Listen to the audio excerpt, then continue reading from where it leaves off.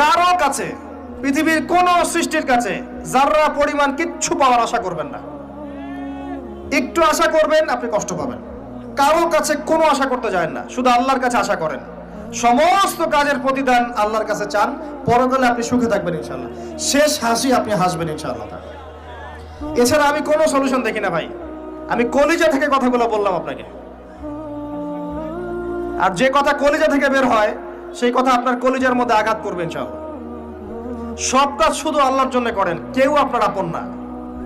আল্লাহ ছাড়া কেউ আপনার আপন নয়।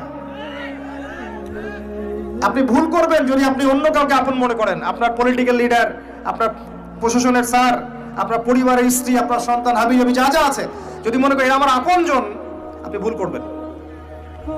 সবাই সবার স্বার্থ চেনে, সবাই সবার স্বার্থ চেনে। শুধু আল্লাহ আপনাকে নিঃস্বার্থভাবে ভালোবাসেন।